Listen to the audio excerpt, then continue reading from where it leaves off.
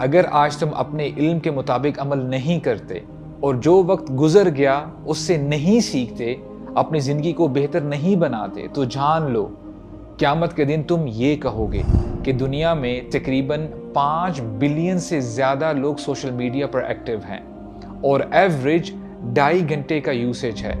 حسن بصری رحمہ اللہ کہا کرتے تھے، وقت ضائع کرنا موت سے بھی بدتر ہے، کیونکہ موت تمہیں دنیا سے الگ کرتی ہے مگر وقت ضائع کرنا تمہیں اللہ سے الگ کر دیتا ہے۔ یہ دعا صبح اور شام پڑھنے کی بہت فضیلت ہے، اور جو شخص اسے یقین کے ساتھ پڑھتا ہے اس کے سارے گناہ معاف کر دیے جاتے ہیں۔ اسکالرز کہتے ہیں کہ جتنی بھی دل کی بیماریاں ہیں ان کا روٹ کوز غفلت ہے۔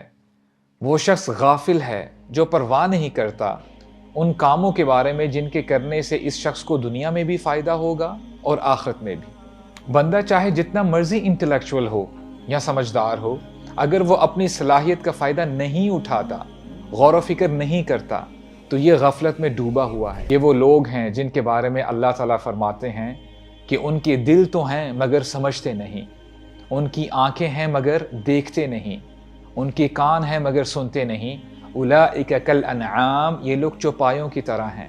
These people are like animals، بل ہم اضل، بلکہ ان سے بھی زیادہ گمراہ ہیں۔ یہی لوگ ہیں جو غفلت میں مبتلا ہیں۔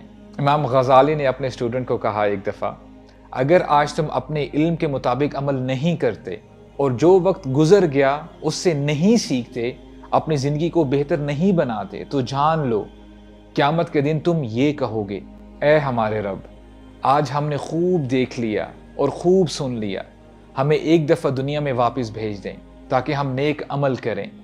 اور تم سے کہا جائے گا، بے وقوف، تم وہاں ہی سے تو آ رہے ہو۔ اگر کوئی گھنٹوں موبائل گیمز کھیلتا ہے یا بار بار فیس بک، انسٹاگرام، ٹک ٹاک، سنیپ چیٹ جیسی ایپس اوپن کرتا ہے، کھانے پینے کے دوران یا جب وہ ریڈ لائٹس پر بھی رکا ہو، یہاں تک کہ واش روم میں بھی اپنے ساتھ موبائل لے کے جاتا ہے، تو سمجھ جائیں کہ اس بندے کے دل میں بیماری ہے، یا یہ بات بندہ کسی اور سے کر رہا ہوتا ہے لیکن فوکس اس کا موبائل فون پر ہوتا ہے اور اس کی طرف بار بار دیکھتا ہے، اور یہ بیماری اتنی پھیل چکی ہے کہ بندہ ریلیجس سٹیٹس تو لگائے مگر پریکٹیکلی خود اس پر عمل نہ کرے۔ یہ سب سمپٹمز ہیں اس بیماری کے۔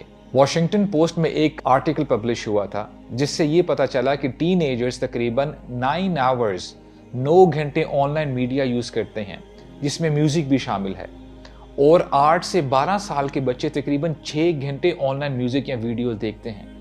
جنوری 2025 کی رپورٹ سے پتہ چلتا ہے کہ دنیا میں تقریباً 5 بلین سے زیادہ لوگ سوشل میڈیا پر ایکٹیو ہیں اور ایوریج 2.5 گھنٹے کا یوسیج ہے۔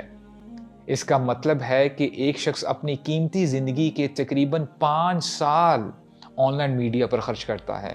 نبی کریم صلی اللہ علیہ وسلم نے فرمایا، نعمتان مغبون فیہما کثیر من الناس، کہ 2 نعمتیں ایسی ہیں جن میں بہت سے لوگ گھاٹے میں رہتے ہیں، الصحت والفراغ، صحت اور فراغت یعنی فری ٹائم۔ حسن بصری رحمہ اللہ کہا کرتے تھے، وقت ضائع کرنا موت سے بھی بدتر ہے، کیونکہ موت تمہیں دنیا سے الگ کرتی ہے مگر وقت ضائع کرنا تمہیں اللہ سے الگ کر دیتا ہے۔ ابن القیم رحمہ اللہ فرمایا کرتے تھے، انسان کا وقت دراصل اس کی زندگی ہی تو ہے، اور اس کی ہمیشہ رہنے والی زندگی چاہے وہ نعمت میں ہو یا عذاب میں، اس بات پر ڈیپینڈنٹ ہے کہ وہ آج اپنا وقت کیسے گزار رہا ہے۔ اور ہمارے نبی نے وارن کیا، اغتنم خمسن قبل خمسن، 5 چیزوں کو غنیمت سمجھو 5 سے پہلے، ان میں سے 3 شبابک قبل حرمک، اپنی جوانی کو غنیمت سمجھو بڑھاپے سے پہلے، وفراغک قبل شغلک، اپنی فراغت کو، فری ٹائم کو غنیمت سمجھو مصروفیت سے پہلے، وحیاتک قبل موتک، اور اپنی زندگی کو غنیمت سمجھو موت سے پہلے۔ بڑوں کو چاہیے کہ بچوں کو سمجھائیں کہ آن لائن میڈیا کیسے یوز کرنا ہے، اور 1 to 1 اوپن ڈسکشنز کریں، ان کی پرابلمز آئیڈینٹیفائی کر کے ریزالو کرنے کی کوشش کریں، ان کو ایسا انوائرمنٹ دیں جس میں رہ کر وہ ایمان میں بڑھ سکیں، اور ایسا کرنا یہ آپشنل نہیں بلکہ آپ کی ذمہ داری ہے۔ ایسا دوست بنائیں جو نیک ہو۔ نبی سے پوچھا گیا علیہ السلام، کون سے دوست سب سے اچھے ہوتے ہیں؟ فرمایا وہ لوگ جن کی اپیرنس تمہارے اندر اللہ کی یاد کو تازہ کر دیتی ہے، جن کا بولنا تمہارے علم میں اضافہ کرتا ہے، اور جن کا عمل تمہیں آخرت کی یاد دلاتا ہے۔ اپنی دعاؤں میں اس دعا کو بھی ایڈ کر لیں، اللہم انی اعوذ بک من قلب غافل، اے اللہ میں آپ کی پناہ چاہتا ہوں ایسے دل سے جو غافل ہو۔ ہمارے نبی کریم صلی اللہ علیہ وسلم دن میں 100 دفعہ اللہ تعالیٰ سے استغفار کیا کرتے تھے، بخشش طلب کیا کرتے تھے۔ سید الاستغفار خود بھی سمجھ کر پڑھیں اور اپنے گھر والوں کو بھی سکھائیں۔ اللہم انت ربی لا الہ الا انت خلقتنی وانا عبدک وعلی عہدک ووعدک ما استطعت واعوذ بک من شر ما صنعت وابوء لک بنعمتک علی وابوء بذنبی فاغفر لی فانہ لا یغفر الذنوب الا انت۔ اے اللہ، آپ میرے رب ہیں، آپ کے علاوہ کوئی معبود نہیں، آپ ہی نے مجھے پیدا کیا اور میں آپ کا بندہ ہوں۔ میں اپنی استطاعت کے مطابق آپ کے عہد اور وعدے پر قائم ہوں۔ میں اپنے اعمال کے شر سے آپ کی پناہ مانگتا ہوں۔